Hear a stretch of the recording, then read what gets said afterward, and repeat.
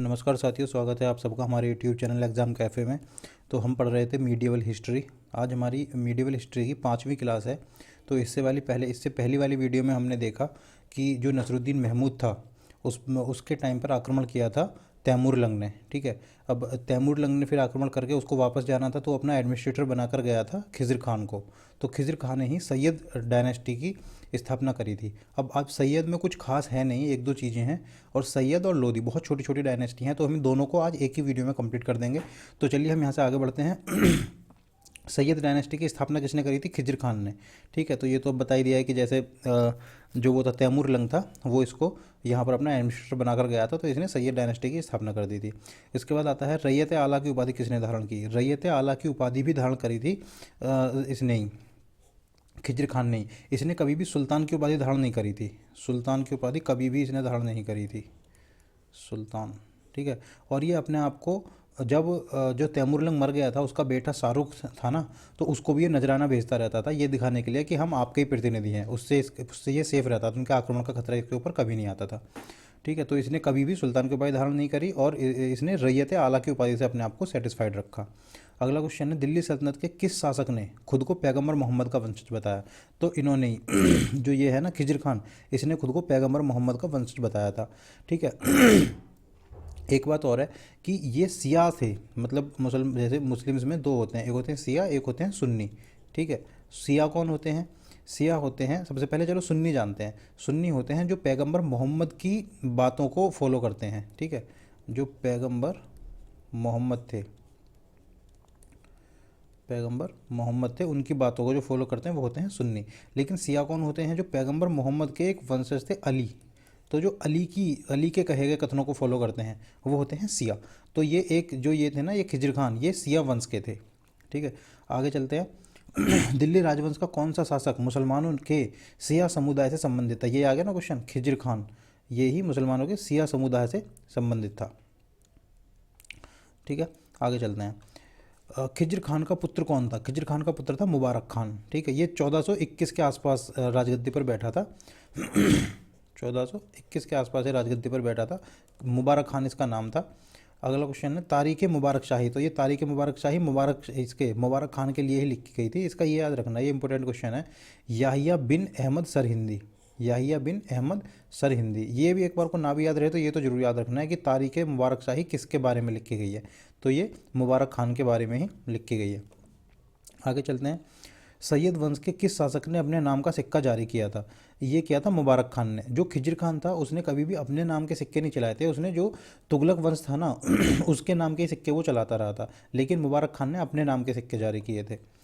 अगला क्वेश्चन है, सैयद वंश का अंतिम शासक कौन था? तो सैयद वंश का अंतिम शासक था अलाउद्दीन आलम शाही।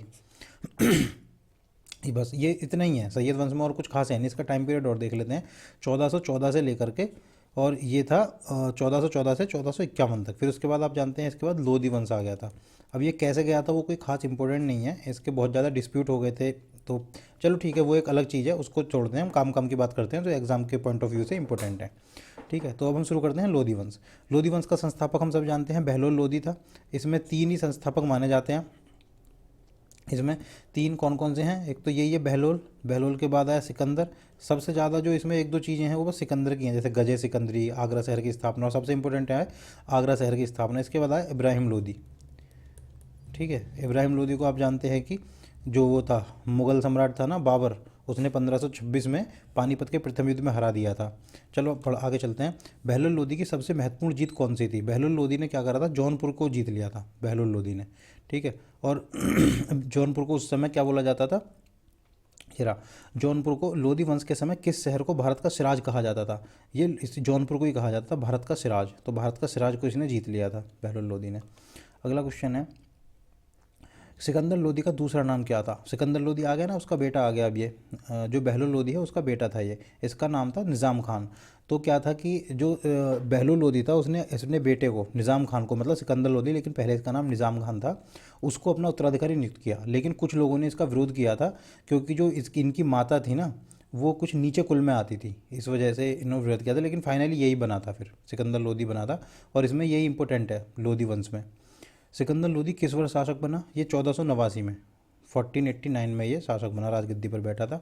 सिकंदर लोदी ने किस वर्ष आगरा शहर की स्थापना की थी? ये 1504 में। ये तो सबसे इंपॉर्टेंट क्वेश्चन है, मतलब इसमें सबसे इंपॉर्टेंट क्वेश्चन यही है कि आगरा शहर की स्थापना किसने करी थी। ठीक है, ये सिकंदर लोदी ने करी थी। सिकंदर लोदी के बारे में एक बात और है कि इसके बारे में बताया जाता है कि इसने जो वो थे ना, जो मीट होता था उससे ये उसको जो तोल के दिवाता था, ये हिंदू देवी देवताओं की मूर्तियों से तोल कर दिलवाता था ताकि उनकी भावनाएं आहत हों। तो ये बहुत एक तरह से क्रूर भी हुआ, इस तरह से कह सकते हैं। कुछ जगह इसको बहुत ज़्यादा दयालु भी दर्शाया गया है।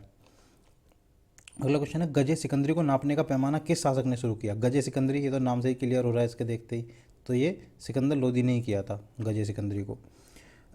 इसको अकबर ने भी बाद में यूज़ किया था। फिर किस शासक ने मुहर्रम में ताजिया और मुस्लिम महिलाओं को पीर और संत स्थलों पर जाने से रोक दिया था? तो ये भी इसी ने किया था। इसने क्या करा था, मुहर्रम में जो ताजिया होते हैं, आप जानते हैं ये सिया वंश वाले में निकलता है जो ताजिया होते हैं मुहर्रम।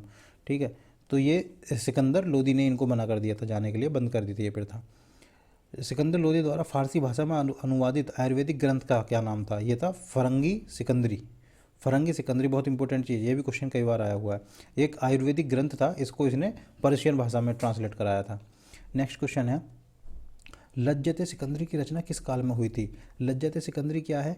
सबसे पहली बात जानते हैं लज्जत सिकंदरी क्या है।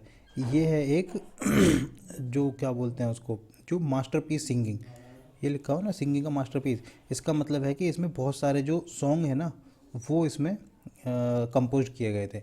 तो ये लज्जत सिकंदरी सिकंदर लोदी के टाइम पर ही कंपोज हुआ था। किस शासक को शहनाई सुनने का बहुत शौक था? ये क्वेश्चन भी कई बार आया हुआ है, इसको हम इंपॉर्टेंट नोट कर सकते हैं क्योंकि ये प्रीवियस ईयर में कई बार पूछा गया है।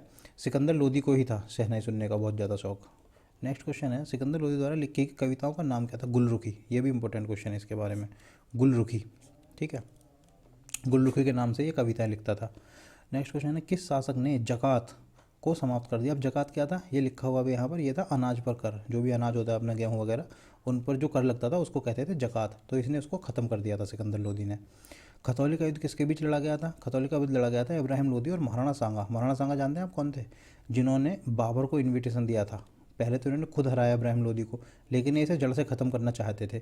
तो इन्होंने क्या करा, इन्होंने बाबर को इन्विटेशन दे दिया कि आप आओ और इब्राहिम लोदी को हरा दो। ठीक है, अब पानीपत की पहली लड़ाई किस वर्ष लड़ी गई? तो ये 21 अप्रैल 1526 में लड़ी गई। ठीक है, ये एक नहीं है, ये पूर्ण विराम है।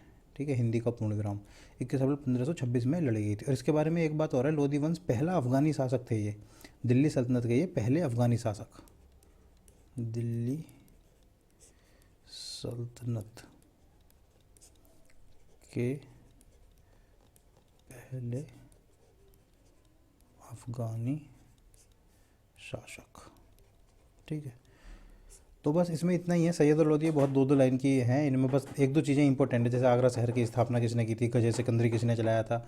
ठीक है, उसके बाद फिर बाबर आ गया था। चलो हम अगली वीडियो में हम करेंगे विजयनगर एम्पायर को करेंगे। ठीक है दोस्तों, नमस्कार।